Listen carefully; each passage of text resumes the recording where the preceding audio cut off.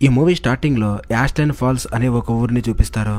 అదే ఊర్లో ఉండే ఒక ఇంట్లో యాష్లే అనే అమ్మాయి తన బెడ్రూమ్ లో తన ఫ్రెండ్ తో వీడియో కాల్ మాట్లాడుతూ ఉంటుంది.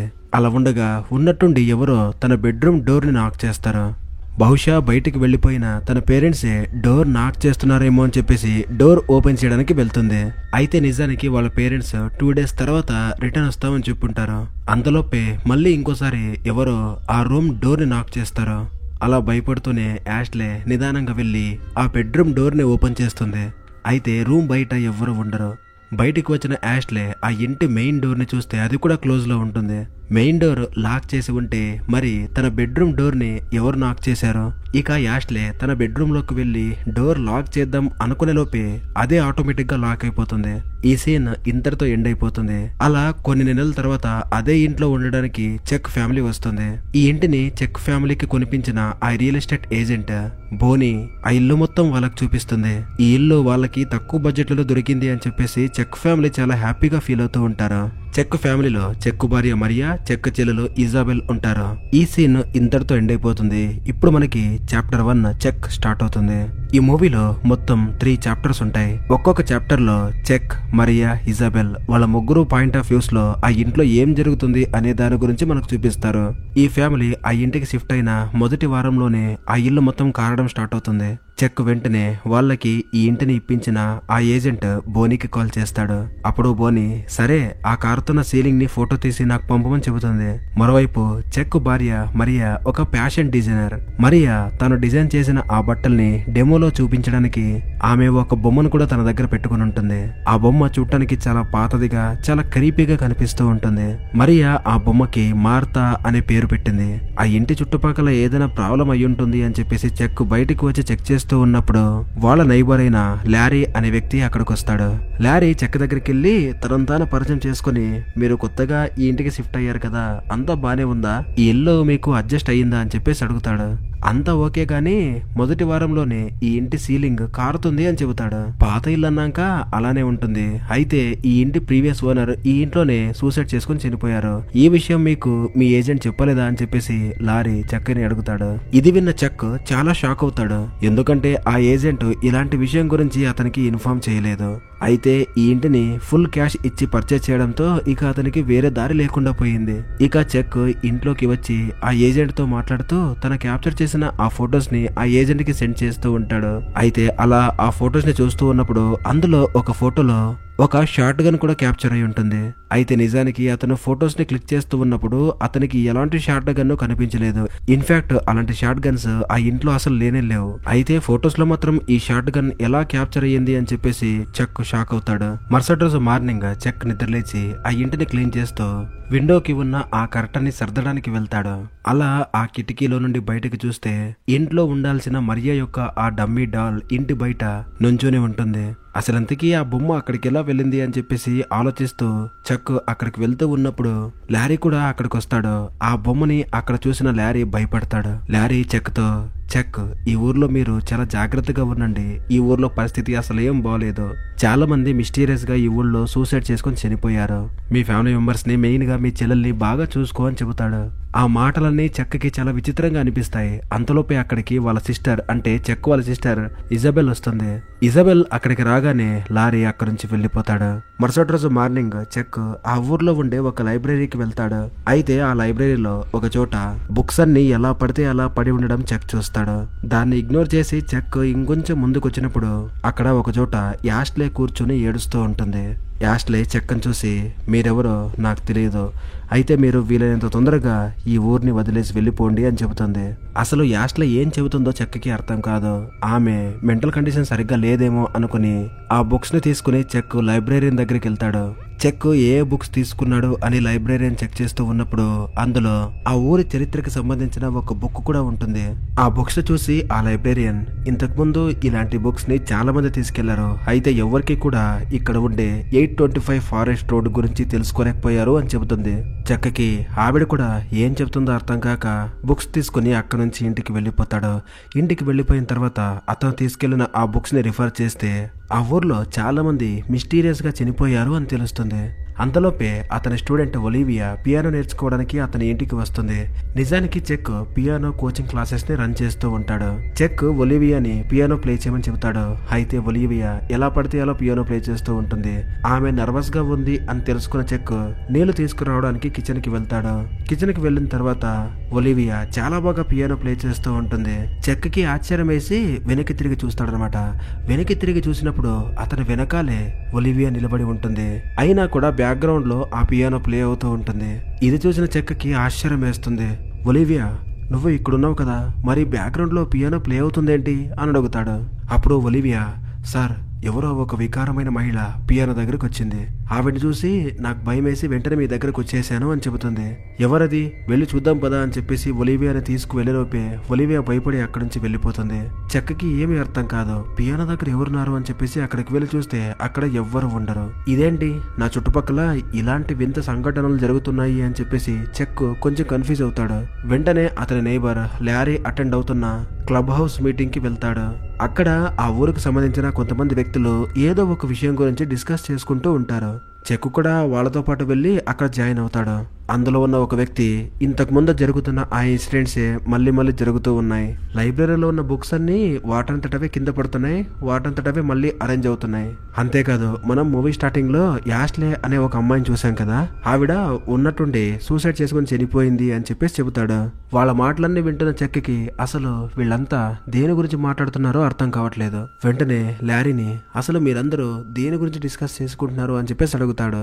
అప్పుడు అందులో ఉన్న ఇంకొక వ్యక్తి, మేం డిస్కస్ చేస్తున్నది హెలెన్ ఫోస్టర్ అనే వ్యక్తి గురించి అని చెబుతాడు. ఇంతకు ముందు ఇక్కడ ఎలాంటి ఇన్సిడెంట్స్ జరుగుతున్నాయో వాటన్నిటికీ కారణం ఆ హెలెన్ ఫోస్టర్.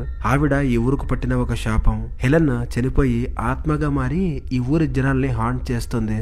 ఆవిడ్ని అడ్డుకోవాలి అంటే మనకున్నది ఒకే ఒక్క దారి. ఆవిడ నివసిస్తున్న 825 ఫారెస్ట్ రోడ్ అనే ఇంటిని కనిపెట్టి దాన్ని పూర్తిగా కాల్చేయాలి. అప్పుడే ఆవిడ ఆత్మకి శాంతి దొరికి మనందరం ఎలాంటి చింత లేకుండా బ్రతకగలం అని చెబుతాడు. అక్కడే ఉన్న ఇంకొక వ్యక్తి, మనందరం ఎప్పటి నుంచో ఆవిడ ఇల్లుని వెతుకుతున్నాం, అయితే అది ఎవరికి దొరకట్లేదు.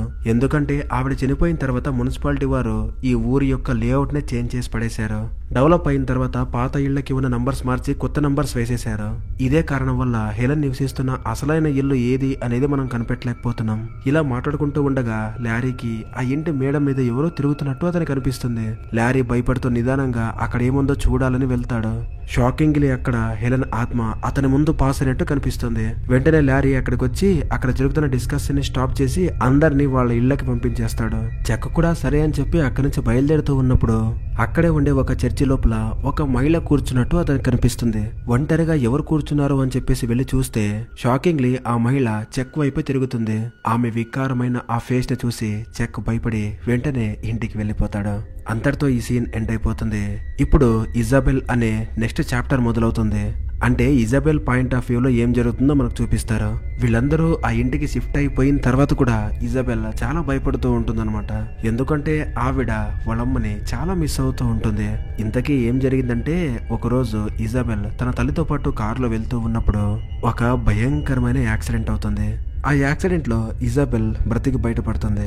కానీ వాళ్ళ అమ్మ స్పాట్ లోనే చనిపోతుంది. మా అమ్మ చావుకి నేనే కారణం అని చెప్పేసి ఇజాబెల్ కి ఒక గిల్ట్ ఫీలింగ్ ఉంటుంది. అలా ఇజాబెల్ రాను చాలా డిప్రెషన్ లోకి వెళ్ళిపోతుంది. చెక్ ఆవిడ్ని అప్పుడప్పుడు థెరపిస్ట్ దగ్గరికి కూడా పంపిస్తూ ఉంటాడు.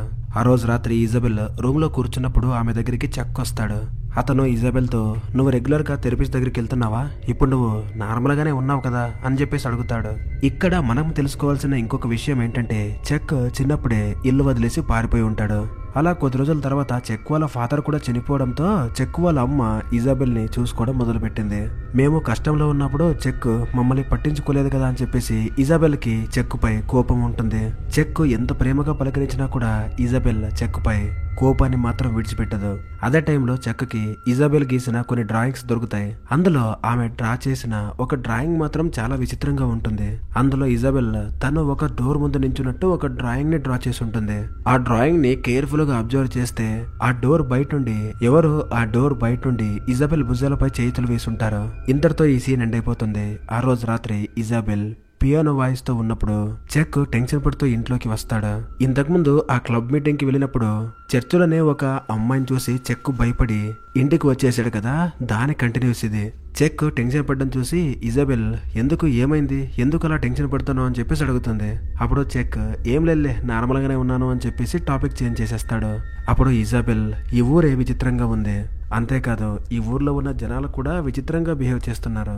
2 వారాల క్రితమే మా కాలేజ్లో చదువుతున్న యాస్లే అనే అమ్మాయి సూసైడ్ చేసుకుని చనిపోయింది. ఇదే ఊర్లో ఉన్న మా ఫ్రెండ్ ల్యూక్ ఈ ఊర్లో జరుగుతున్న దాని గురించి నాకు చెప్పింది ఏంటో తెలుసా, ఈ ఊరు ఒక రకంగా హాంటెడ్ అంట, ఒక మహిళే దీనంతటికి కారణం అని చెబుతున్నాడు. నీకు మన నైబర్ అయిన ల్యారీ ఫ్రెండ్ కదా, దీని గురించి నీకేమైనా చెప్పాడా అని అడుగుతుంది. అయితే చెక్కకి ఈ విషయాలన్నీ తెలిసినా కూడా లేదే, ఎవరు అలా మాట్లాడుకోవడం నేను వినలేదే అని చెప్పేసి అంటాడు. మరుసటి రోజు ఇజాబెల్ ఫ్రెండ్ అయిన లూక్ ఇజాబెల్ ఇంటికి వస్తాడు.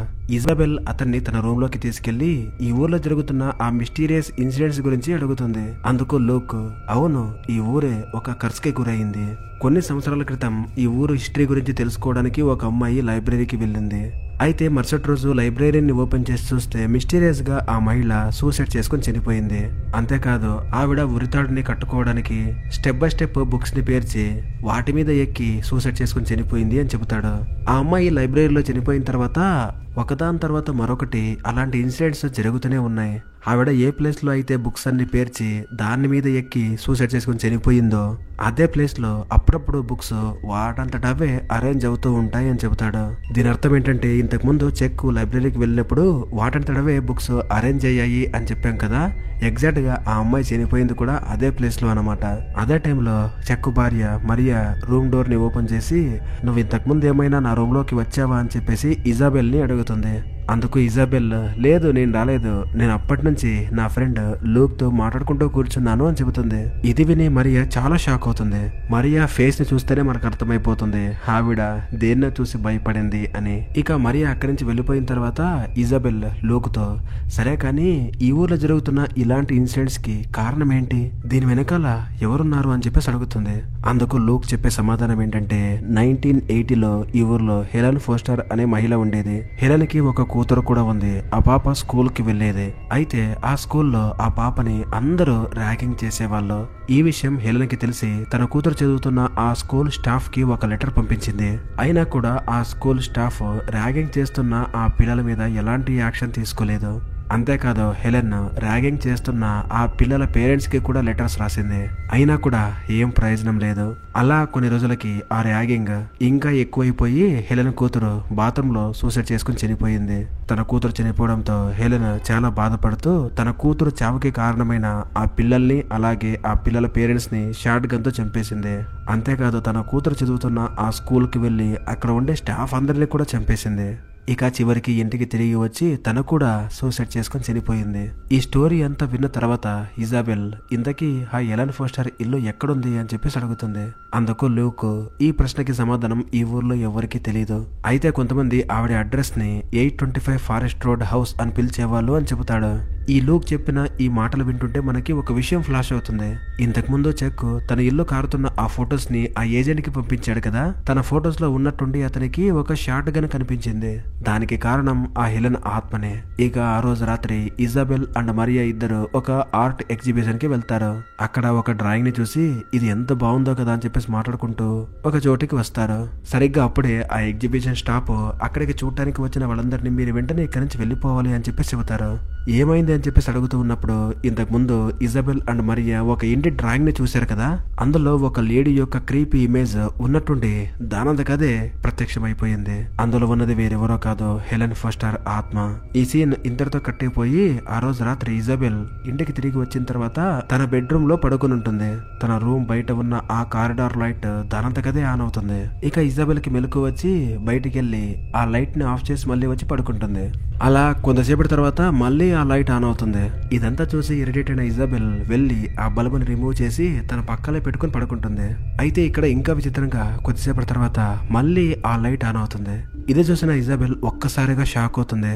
నేను ఆ బల్బుని రిమూవ్ చేసినా కూడా మళ్ళీ ఆ లైట్ ఎలా ఆన్ అయింది అని చెప్పేసి ఆలోచిస్తుంది. అలా చూస్తూ ఉండగానే ఆమె రూమ్ డోర్ మీద ఒక ఆత్మ చేతులు కనిపిస్తాయి. దాన్ని చూసి ఇజాబెల్ భయపడి గట్టిగా అరిచేస్తుంది. సీన్ కట్ చేస్తే ఇదంతా ఇజాబెల్ కి వచ్చిన ఒక బ్యాడ్ డ్రీమ్ అనమాట. అయితే ఇప్పటి వరకు నేను ఇదంతా నా డ్రీమ్లో చూశానా అని చెప్పేసి పక్కకి తిరిగి చూసినప్పుడు తాను రిమూవ్ చేసిన ఆ బల్బ్ అక్కడే ఉంటుంది. అయితే ఆ రాత్రి తను చూసింది నిజంగానే ఒక ఆత్మనా లేకపోతే తనకు వచ్చిన ఒక డ్రీమా అని చెప్పేసి కన్ఫ్యూజన్ లో పడిపోతుంది. తర్వాత ఇజాబెల్ తన ఫ్రెండ్ అయిన లూక్ ని కలిసి జరిగిందంతా అతనితో షేర్ చేసుకుంటుంది. అందుకు లూక్, నేను నీకు ముందే చెప్పాను కదా, ఇదంతా సర్దుకోవాలి అంటే దానికి ఒకే దారి ఉంది. ఆ హెలెన్ నివసిస్తున్న ఆ ఇంటిని మనం కనుక్కొని దాన్ని కాల్చి పడేయాలి. అప్పుడే ఆ ఆత్మ శాంతించి ఈ ఊరిని కూడా వదిలేస్తుంది అని చెబుతాడు. అందుకు ఇజాబెల్ భయపడి, నేను ఇదంతా చేయను, నాకు చాలా భయం. నువ్వే కదా ఇదే ఊర్లో ఉన్న మన క్లాస్మేట్ యాష్లే సూసైడ్ చేసుకుని చనిపోయింది అని చెప్పావు, నేను ఇందులో సహాయం చేయలేను అని చెబుతుంది. అదే టైంలో వాళ్ళ బ్రదర్ చెక్ ఇజాబెల్ కి కాల్ చేస్తాడు. వెంటనే ఇంటికి రా అని చెప్పేసి అంటాడు. ఇంటికి వెళ్లి చూస్తే ఇంట్లో వాళ్ళ వదిన మరియా దేని గురించో భయపడుతూ ఉంటుంది. అప్పుడు చెక్ ఇజాబెల్ తో, నువ్వు వెంటనే లగేజ్ ప్యాక్ చేసుకో, మనం ఇక్కడ నుంచి వేరే ఇంటికి షిఫ్ట్ అయిపోదాం అంటాడు. సరే అని చెప్పి ఇజాబెల్ వెంటనే తన రూమ్ కి వెళ్లి లగేజ్ ని ప్యాక్ చేయడం స్టార్ట్ చేస్తుంది. ఇటువైపు చెక్ ఏదో పనుందని చెప్పేసి అక్కడి నుంచి వెళ్ళిపోతాడు. ఇజాబెల్ తన లగేజ్ ని ప్యాక్ చేస్తూ ఉన్నప్పుడు ఆమె దగ్గరికి లూక్ వస్తాడు. అతను ఇజాబెల్ తో మాట్లాడుతూ ఉన్నప్పుడు అక్కడే ఉన్న ఇజాబెల్ అండ్ ఇజాబెల్ వాళ్ళ మదర్ యొక్క ఫొటోస్ ని చూస్తాడు. అప్పుడు లూక్, ఇంతకుముందు నేను మీ ఇంటి యొక్క కాలింగ్ బెల్ ప్రెస్ చేసినప్పుడు మీ అమ్మేగా వచ్చి డోర్ ఓపెన్ చేసింది అని చెబుతాడు. అతని మాటలు విన్న ఇజాబెల్ ఒక్కసారిగా షాక్ అయిపోతుంది. మా అమ్మ చనిపోయి ఉంటే వెళ్ళి డోర్ ఎలా ఓపెన్ చేస్తుంది అనేది ఆమెకి అర్థం కాదు. ఏంటి, మా అమ్మ డోర్ ఓపెన్ చేసిందా అని చెప్పేసి అడుగుతుంది. అవును, మీ అమ్మనే డోర్ ఓపెన్ చేసి వెల్కమ్ అని కూడా చెప్పింది అంటాడు. అప్పుడు ఇజాబెల్, మా అమ్మ ఒక యాక్సిడెంట్ లో చనిపోయింది అని చెబుతూ ఉండగానే లూక్ దేని గురించో చాలా భయపడుతూ ఉంటాడు. అతను వెంటనే ఆ ఇంట్లో నుంచి వెళ్ళిపోతాడు. ఇక ఇజాబెల్ కూడా తన వెనకాల వెళ్ళినప్పుడు ఆమెకి వాళ్ళ అమ్మ పిలిచినట్టు వాయిస్ వినిపిస్తుంది. ఆ సౌండ్ వినిపించే వైపే ఇజాబెల్ వెళ్తూ ఉన్నప్పుడు మరియా ఆమెని ఆపుతుందన్నమాట. అయితే మొదటే తన తల్లిని మిస్ చేసుకున్న ఇజాబెల్ ఆ సౌండ్ వస్తున్న వైపు అంటే కిచెన్ వైపు వెళ్తుంది. చనిపోయిన వాళ్ళమ్మ అక్కడ ఎలా ఉంటుంది? ఆ కిచెన్ లోకి వెళ్ళిన తర్వాత అక్కడ ఆమెకి హెలెన్ ఫోస్టర్ ఆత్మ కనిపిస్తుంది. వెంటనే ఇజాబెల్ భయపడి అక్కడి నుంచి బయటకు వచ్చేస్తుంది. ఆవిడ్నే ఫాలో చేస్తూ మరియా కూడా వెళ్ళిపోతుంది. అలా వాళ్ళిద్దరూ భయపడి పైకి పరిగెత్తి ఒక్కొక్క రూమ్ లోకి వెళ్ళిపోతారు. తన పక్క రూమ్ లో ఉండే మరియా గట్టిగా అరుస్తున్నట్టు ఇజాబెల్ కి సౌండ్స్ వినిపిస్తాయి. ఇంతటితో ఈ చాప్టర్ ఎండ్ అయిపోతుంది. ఇక నెక్స్ట్ చాప్టర్ మరియా స్టార్ట్ అవుతుంది. అంటే ఇప్పుడు మరియా పాయింట్ ఆఫ్ వ్యూ లో జరుగుతుందంతా చూపిస్తారన్నమాట. ఇక మరియా ఆ ఇంటికి షిఫ్ట్ అయిపోయిన తర్వాత ఏమేం జరిగింది అనేదంతా చూపిస్తారు. నిజానికి మరియాకి ఈ ఇంటికి షిఫ్ట్ అవ్వడం కొంచెం కూడా ఇష్టం లేదు. అయితే తన భర్త చెక్కకి ఆ ఇల్లు బాగా నచ్చడంతో ఇక మరియా ఏం మాట్లాడకుండా సైలెంట్ అయిపోతుంది. అలా ఉండగా ఒకరోజు కిచెన్ లో ఆ కుకింగ్ సామాన్లన్నీ ఒకదానిపై ఒకటి పేర్చి పెట్టి ఉండడం చూస్తుంది. బహుశా ఇదంతా ఇజాబెలే చేసింది అని చెప్పేసి మరియా అనుకుని తన భర్త చెక్క దగ్గరికి వెళ్లి ఇజాబెల్ ని ఇలాంటి పనులు చేయకుండా ఉండమని చెప్పండి అని చెబుతుంది. అదే టైంలో చెక్ లైబ్రరీ నుండి ఆ ఊరికి సంబంధించిన ఆ బుక్స్ ని తీసుకొచ్చాడు కదా, ఆ బుక్స్ ని చదువుతూ ఉన్నప్పుడు ఇప్పుడు వీళ్ళు ఉంటున్న ఆ ఇంటిని 15 రోజ్ లేన్ అని పిలుస్తారు అని తెలుస్తుంది. మరుసటి రోజు మరియా తన రూమ్ కి లైవ్ స్ట్రీమ్ చేయడానికి వెళ్తుంది. తన సబ్స్క్రైబర్స్ అందరికి తన హోమ్ టూర్ ని చూపించిన తర్వాత తన గదికి తిరిగి వచ్చి చూస్తే అక్కడ ఉండే తన డమ్మీ బొమ్మ డోర్ వైపు తనంతకు తానే నిలబడి ఉంటుంది. అప్పుడే మరియా ఇజాబెల్ గదికి వస్తుంది. ఆ టైంలో ఇజాబెల్ అండ్ లూక్ ఇద్దరు మాట్లాడుకుంటూ ఉంటారు.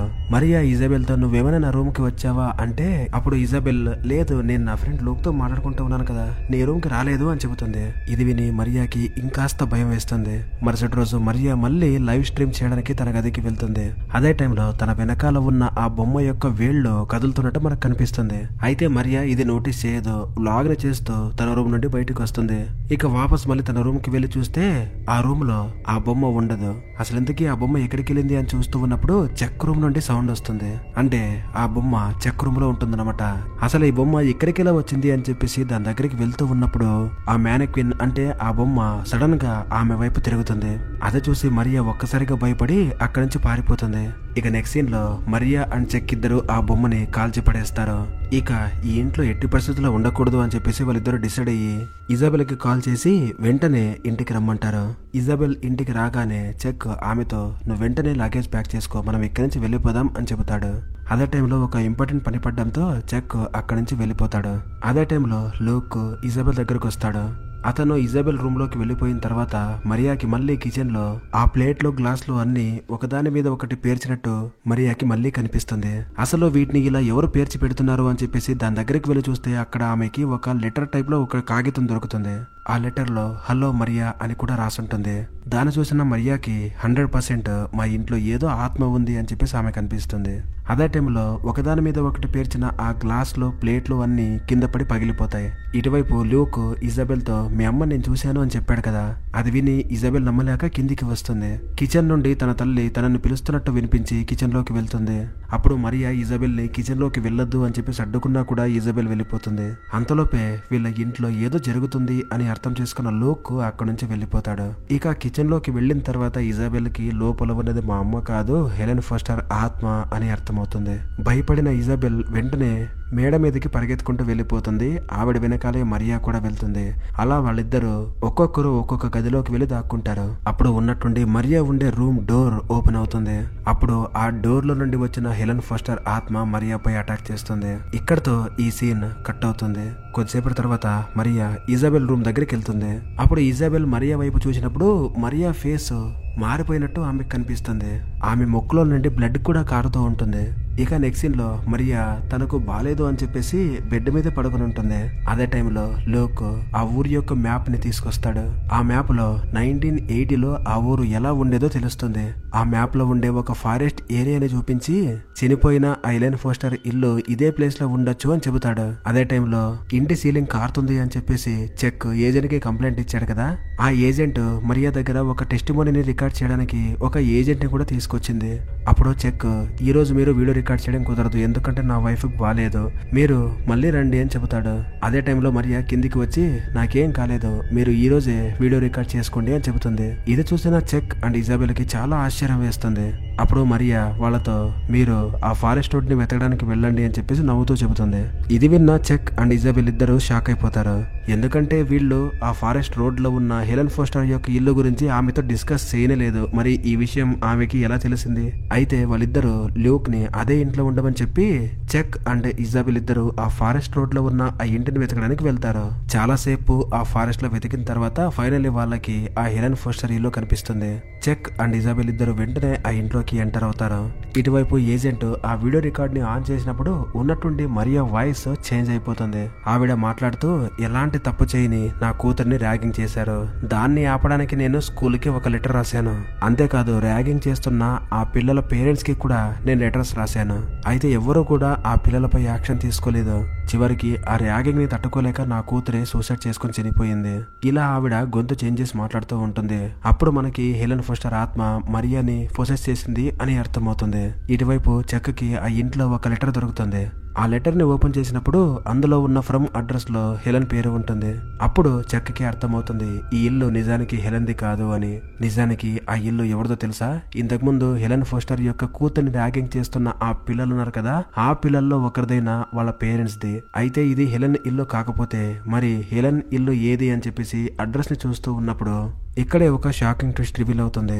ఆ లెటర్ ని రాసిన ఆ హెలెన్ పేరు కిందే 15 రోజ్లైన్ అని రాసుంటుంది. దీని అర్థం ఏంటంటే చెక్ భార్య, చెక్ సిస్టర్ ఇన్ని రోజులు ఏ ఇంట్లో అయితే ఉన్నారో అదే ఇల్లు చనిపోయిన హెలెన్ ఫోస్టర్ యొక్క ఆత్మది. ఇప్పుడు మీకు క్లియర్ గా అర్థమైంది కదా చెక్ ఉంటున్న ఇల్లు ఎందుకు హాంటెడ్ అయ్యిందో అనేది. ఆ ఇల్లు తనదే కాబట్టి ఆ హెలెన్ ఫోస్టర్ ఆత్మ ఇంకా ఇప్పటికీ అదే ఇంట్లోనే ఉంటుంది.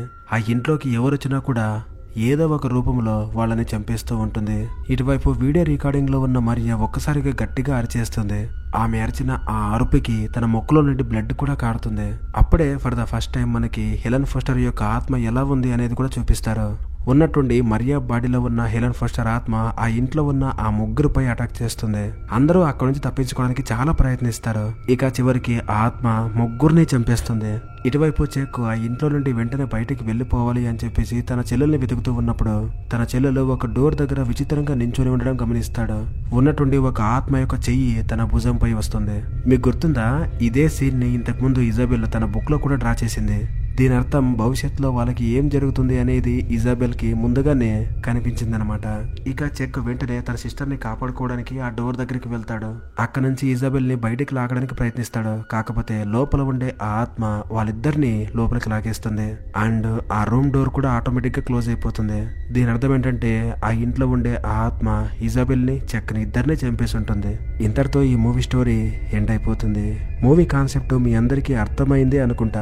ఈ మూవీ క్లైమాక్స్ చూసిన తర్వాత మీకు ఒక డౌట్ ఉండొచ్చు, హెలెన్ ఫోస్టర్ ఆత్మ చెక్ ఇంట్లో ఉంటే ఇటువైపు చెక్ అండ్ ఇజబెల్ చంపిన ఆ ఇంట్లో ఉన్న ఆత్మ ఏది అని. బహుశా అది హెలెన్ యొక్క కూతురు ఆత్మ అయి ఉండొచ్చు, లేకపోతే హెలెన్ చేతిలో చనిపోయిన ఆ పేరెంట్స్ ఆత్మ అయినా అయి ఉండొచ్చు. సో గైస్, ఈ మూవీ స్టోరీ మీకు నచ్చింది అనుకుంటున్నాను. ఒకవేళ ఈ వీడియో మీకు నచ్చినట్లయితే మన వీడియోని లైక్ చేసి మన ఛానల్ని సబ్స్క్రైబ్ చేయండి. Thank you for watching.